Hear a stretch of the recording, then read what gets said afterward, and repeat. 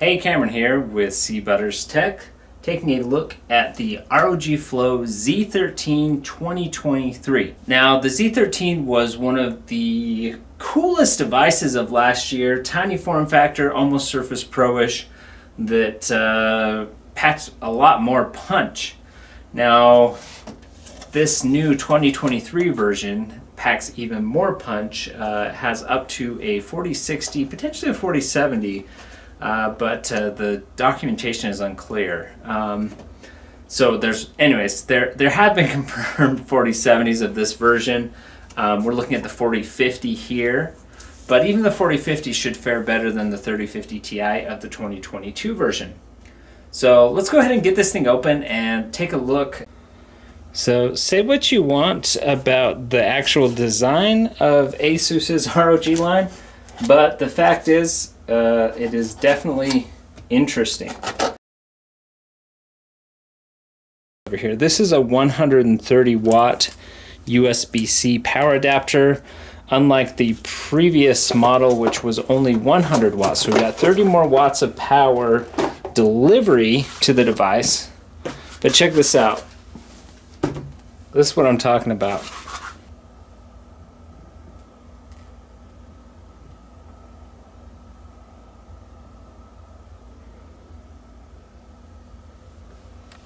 So definitely looks really cool.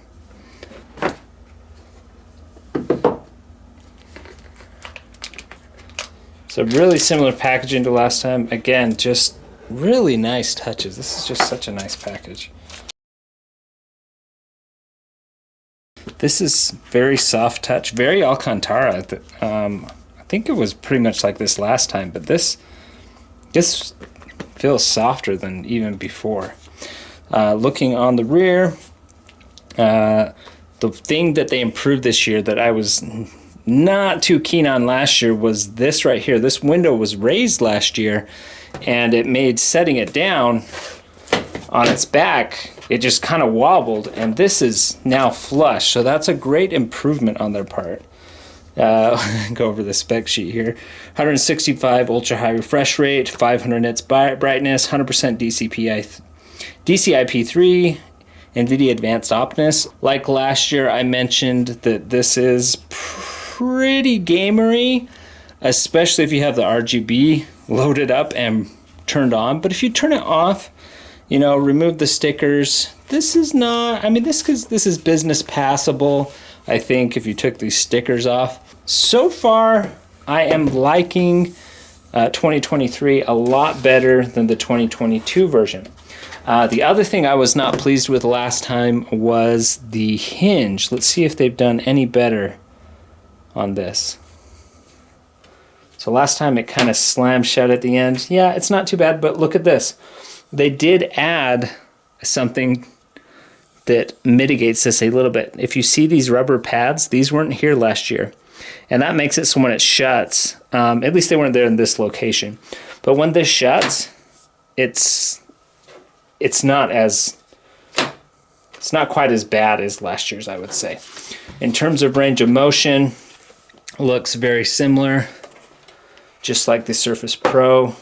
Has this rubberized edge, which I don't know if I remember that from last year or not. It probably was there, but it's refined. They have refined this device for sure. And have the handle here.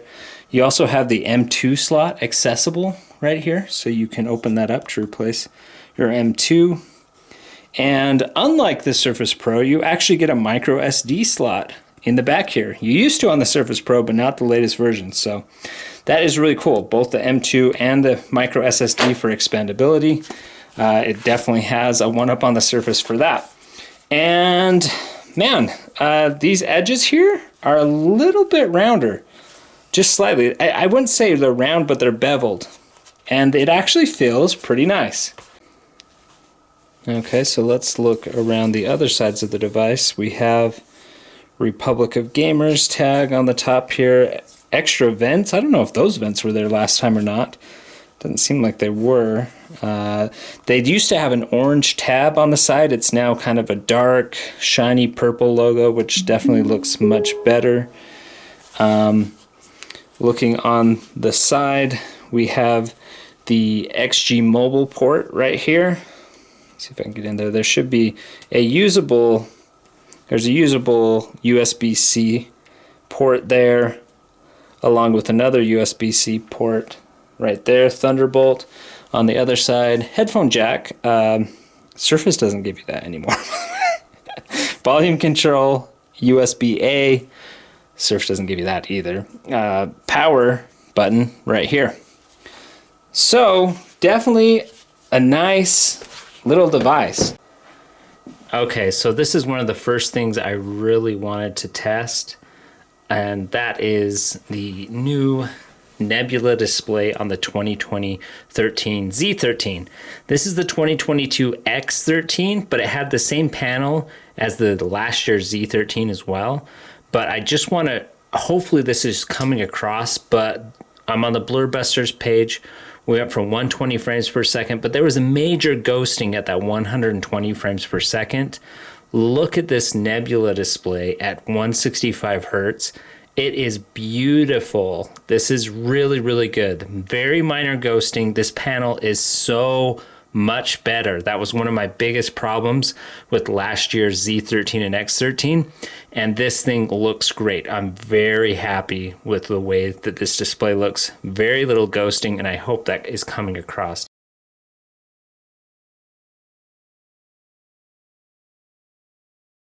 Confident that's coming across in the video.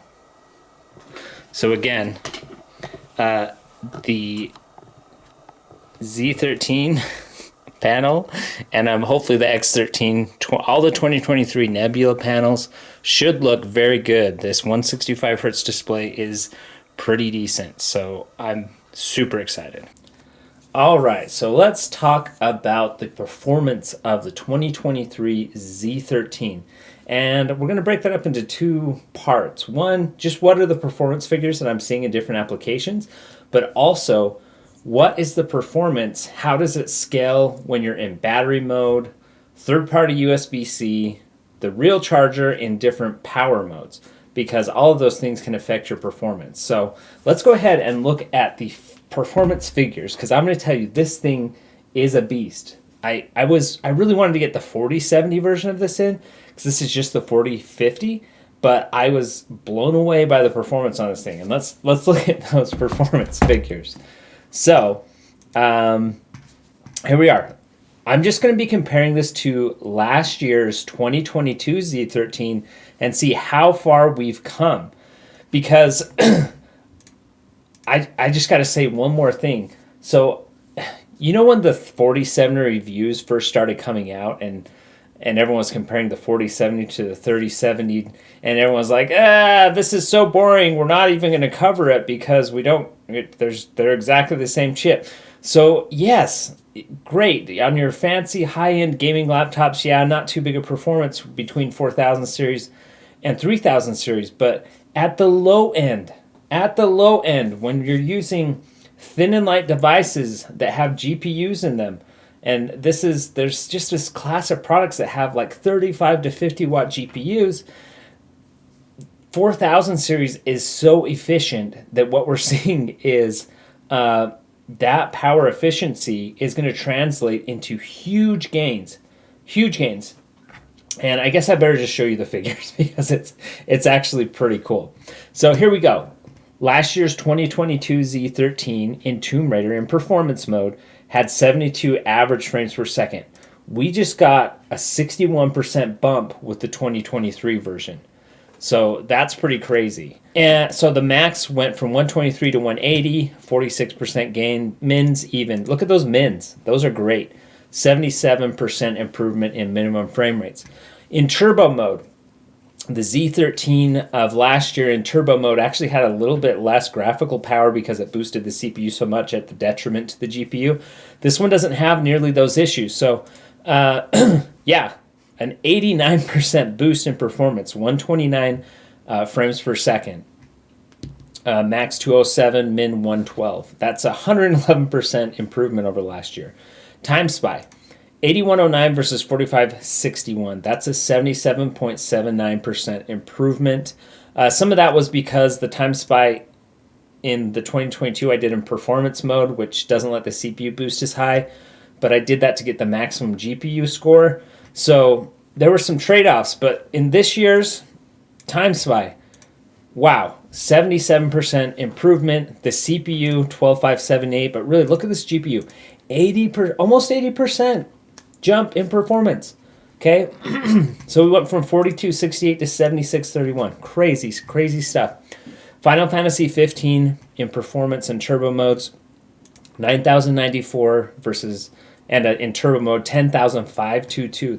That's a 66% gain in frame rate from last year. And sorry, I'm just so excited about this. So the 10522 score, you may be thinking, well, how does that translate to maybe something? Well, if I look at my benchmark database that I have for all the devices that I've had, a 10522, if we look at it, this is performing. This tablet, Surface-sized tablet, is performing at the same rate as the Zephyrus G15 from 2021, which had a 3070 mobile in it and a 5900 HS. NVIDIA told us this was true, that the 4050 was going to perform at the level of a 3070 at these lower wattage points, which is what we're seeing. It's really, really neat stuff. Like I'm actually super excited about this. I think it's great. Okay, so now let's move to the next part. Performance modes and scaling. So, different power modes give you different TGP on your graphics card. So when you're running no USB connected, just on battery, you get a 25 watt TGP on the GPU. Okay. When you put it in performance mode on a USB-C, that's a third-party USB-C, not the ASUS USB-C, you get a 35 watt on the GPU. So I will confirm that you can pull 100 watts. If you have a 100 watt third-party adapter, you can use it. What I find is it's only going to let you use a 35 watt TGP, which translates from the wall 75 to 80 watts when the battery's charged. So it's not going to let you pull 100 watts out of it unless you're charging the battery. If your battery's full, it's only going to pull 75 to 80 watts into it. But that's much better than last year's. Last year's only let you pull 65 watts from the USB-C. So this is a improvement, step in the right direction. So performance mode, when you are plugged in with the ASUS USB-C adapter, gives you 40 to 45 watts on the GPU, and it pulls about 88 watts from the wall. And on the turbo mode, that's where you get your maximum performance. Last year, turbo just gave you CPU power, but this year, turbo mode gives you extra GPU power to the tune of about 20 watts, actually. So from the wall, that's pulling 110. And you may be saying, hey, it's a 130 watt AC adapter. Why does your number only say 110?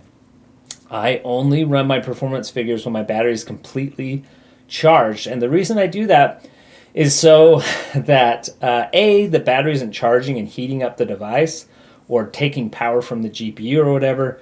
It's just not a good way to do things. So if you were playing a game and charging your battery, that 20 watt overhead would go towards your battery. So it should be able to keep your battery topped off and keep you gaming at full speed with that 130 watt adapter. So that's good news. So yeah, how does that scale? Let's look at the performance here. So on battery, 6724 in Final Fantasy 15. You plug in the third-party USB-C 100 watt. That's going to get you an 8412. That's a 25% improvement. You use the AC adapter from ASUS and plug it in performance mode. That's going to give you another 8% to 9094. Drop it into turbo mode on that AC adapter, and you're going to get 10,522, which is a 15.7% improvement. Now, I want to tell you how big the gains are. Let me put it to you in these terms.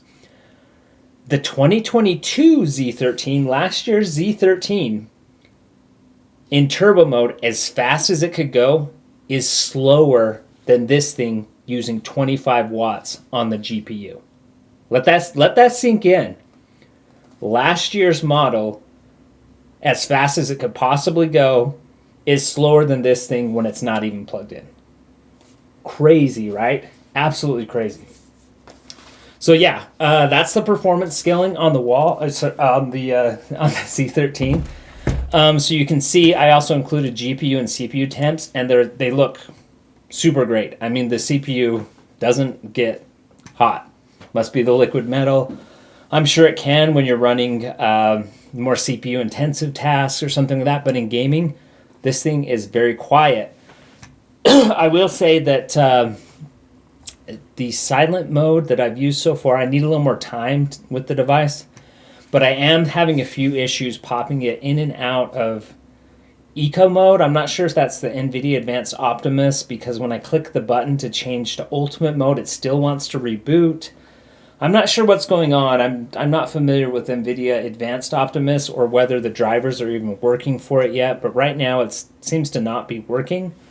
But I would say that there's a little bit more work that needs to be done in Armory Crate. But wow, the Z13 2023, super awesome. Even the 4050 is beast mode. Like it really is for something this size. The 4050 is performing at 3070 class notebook graphics performance, and this device is definitely a winner. On the 2022, I saw the CPU throttling pretty heavily. Still see some of that, but it's so much more efficient or has more thermal overhead that it's not translating into stuttering in gaming. Everything is working incredibly well, and I'm very happy with the figures I'm seeing from this device. If you are considering a Z13, I think the 70 to 80% performance buff with just the 4050 version is worth, hey, even if you can find a Z13 the last year for less, I'd highly recommend looking for this current year's version because it is much faster. So anyways, I hope you enjoyed this video. Hopefully answered questions about charging, about the screen, about performance, about the performance modes. If you enjoy this content, I'll be comparing it to the future X13 2023, which should have some of the same performance improvements in terms of GPU. So be sure to subscribe, hit that bell, and get more cool content from the C Butters channel. Talk to you soon.